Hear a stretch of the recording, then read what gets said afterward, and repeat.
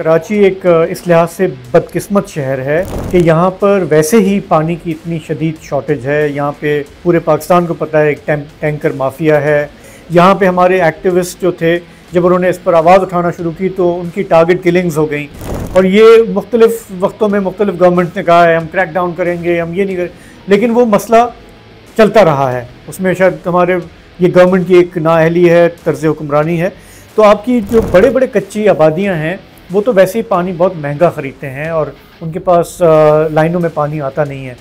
तो एक lived experience जो कराची आइट का है वो वैसे ही पानी जो है वो उसको तरसते हैं, हमारी बड़ी आबादी ऐसी।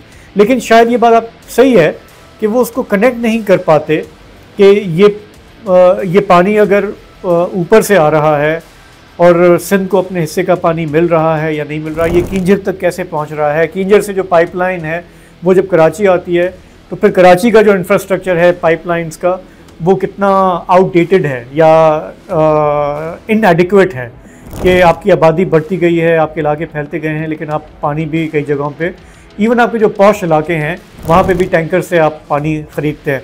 तो ये बात शायद सही है कि जो हमारी कराची की जो पार्टीज़ हैं, पॉलिटिकल पार्टीज़ जो यहाँ के मैंडेट की बात करती हैं, उन्होंने इस बुनियादी मसले को उस तरह से नहीं समझाया या जोड़ा कि ये किस तरह बैनुसूबाई आपका मसला भी है। ये कराची कोई सेपरेट कोई आइलैंड नहीं है कि यहाँ पे जो है वो पानी की शॉर्टेज जो है वो कराची की अपनी बदइंतज़ामी भी है, लेकिन हमारे मुल्क की जो ओवरऑल पानी की जो डिस्ट्रीब्यूशन के जो मसाइल हैं वो उसका भी शासन है। मज़ीद न्यूज़ अपडेट्स और डिजिटल स्टोरीज के लिए सब्सक्राइब करें डॉन न्यूज़ पाकिस्तान।